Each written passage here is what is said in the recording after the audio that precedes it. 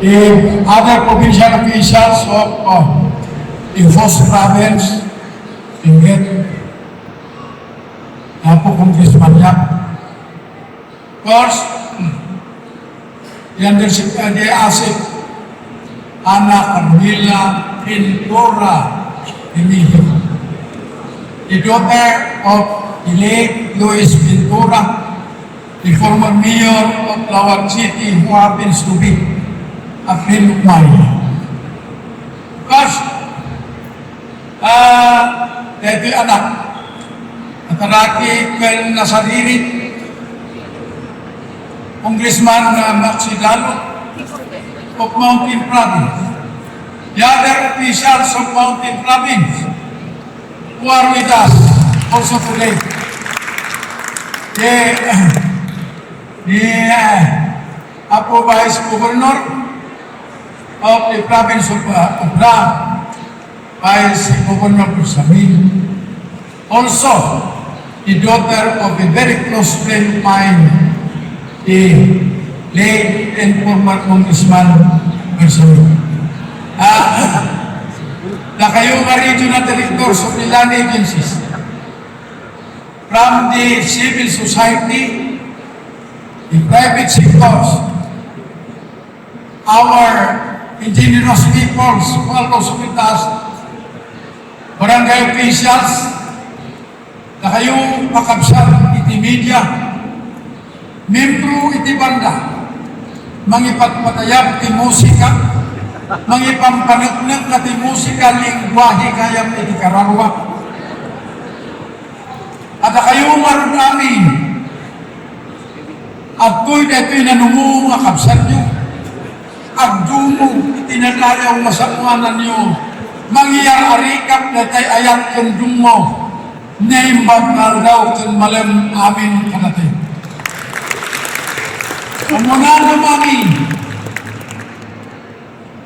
ikas mo ti panagyaman, ti bendisyon ti nailangitan nama, kapo ti panagiturong na, nadanunan tayo ti talapulukot siya, na selebrasyon, ikabukbukudan tayo nga region, special region of Cordillera. The task given to us today is to give solidarity message for the 39th celebration of our region. Na ipagagat at tayong tinagtulasa natin, nagsayatan na. When we have our own region, unlike before July 15, 1987, that we will be part of the Cordilleras have been attached to Region 2 and Region 1. Nakaligriga ang sitwasyon tayo hindi. Nagitilayan agencies, mapantay maki, ibiyahi mapapang paligigay Region 1 and Region 2. Of course, programa ti gobyerno, imasili. Kada tayong mataga-Cordillera.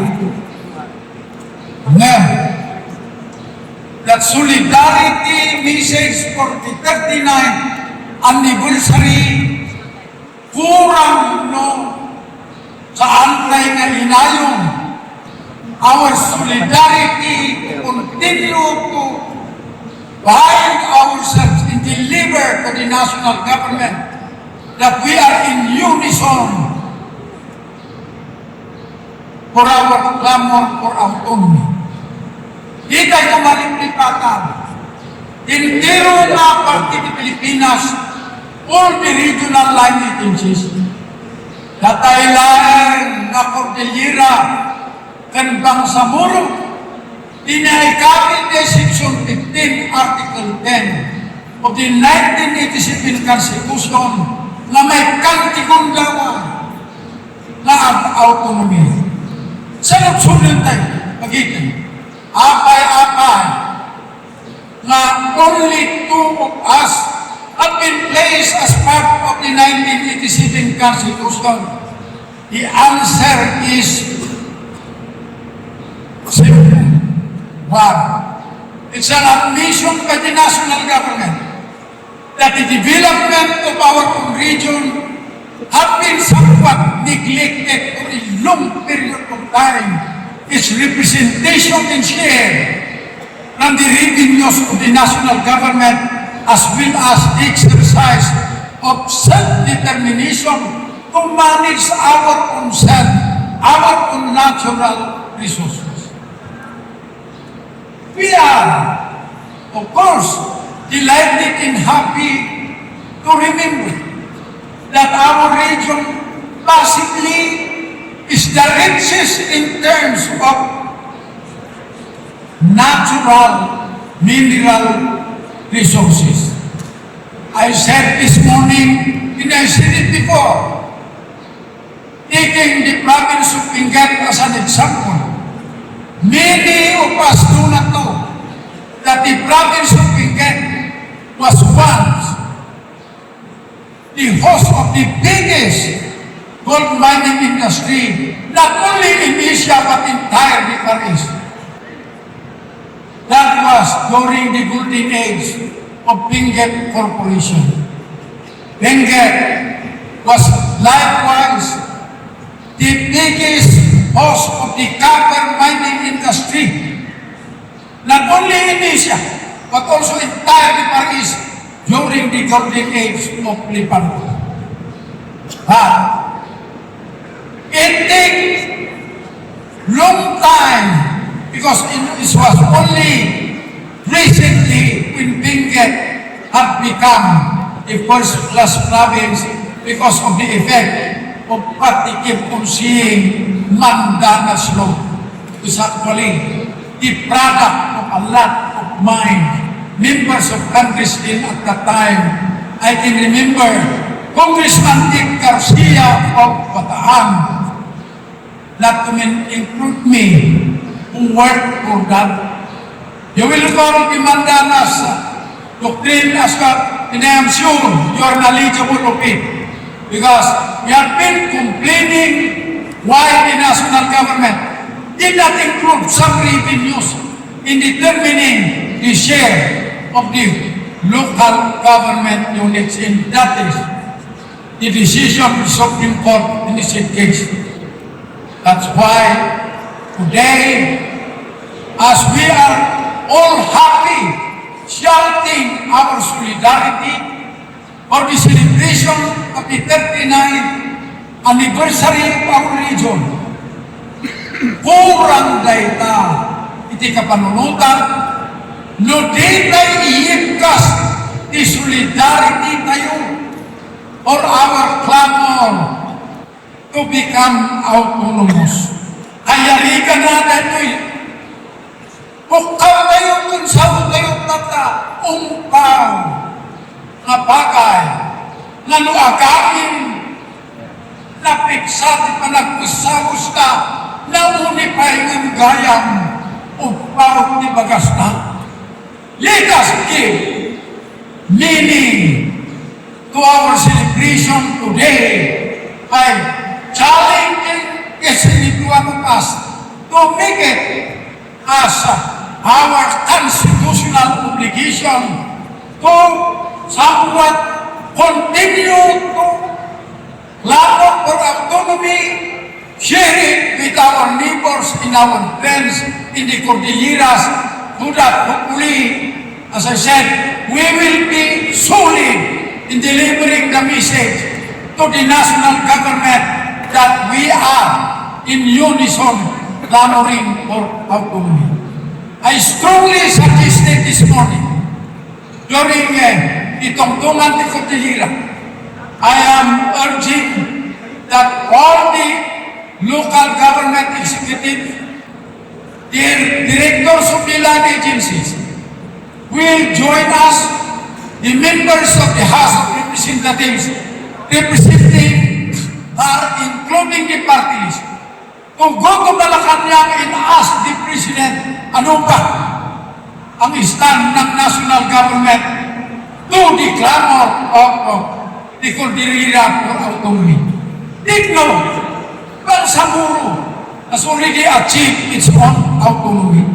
And in series of dialogue with them, they keep on saying, this is also our time to reciprocate to you. Cordillera, you help us a lot in achieving our autonomy. When that time will come, we will likewise support. No, I do not see the difficulty of passing this in the lower house, and hopefully in the Senate, it will not likewise have the difficult time. If you look at House Bill number 6981, and I want to thank my colleague, all of us are authors of this bill. We have addressed the comment of the land agencies. Then we have improved a lot of the provisions. So, I urge each and every one of us to, as I said, make it as our constitutional obligation. Kung may magtanong na taxi driver, ano ba ang sinasabi ninyong autonomy? Kung ikaw talaga ay papunta sa autonomy, take a seconds to explain to him bakit we are clamoring for autonomy. This is an obligation not only assigned to few individuals but to all of us, Cordillerans and to me.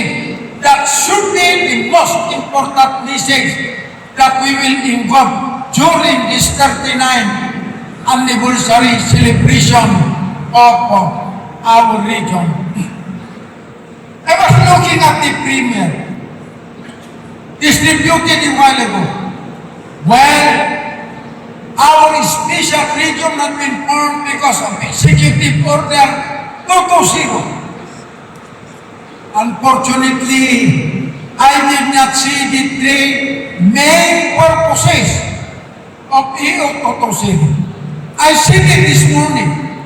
Number one is to give us the opportunity to exercise self-determination to govern our concern in the management of our own affairs, in our own development in natural resources. Number two, to accelerate the development of all the units entire the region for us to catch up with the other regions of the country. And number three, to prepare our region into an autonomous status. That's why I said it many times in the past. Ayoko na aming mga kapatid na line agencies. Ayaw, number one na aplikasyon ninyo yan, at kung sino sa inyo na kontra dyan, you are actually committing insubordination. Yeah. To say direct, illustrate to our officials and employees of the land agencies. You are here because of EO 220. And I repeat, purposes of EO 220, number 3 is for you, for us to prepare the region into an autonomous status. And to me, I go back, sayang to di panangpatik tayo itigamsa during this 39th anniversary celebration of our region. No di tayo kayang masulit nuwag kaysa to really clamor and move on for the achievement of our autonomy as a region. Kung dito nga bundaway, of course, ibkas ko panagyaman at kayong organizer. Of course, the province of Benguet in hosting us. Ganyaman, nagitibanag, masakripisyo yung atimi masubalitan, kakararag mi, itilanlangitan nama, masubalitan na kuma, nagitada nga napintas nga may anyo, agbiag ni Cordillera, agbiag kay amin, one Cordillera, we are for autonomy. God bless you, everyone. Thank you very much, Honorable Mauricio Chico Morgan, representative of the City of Baguio.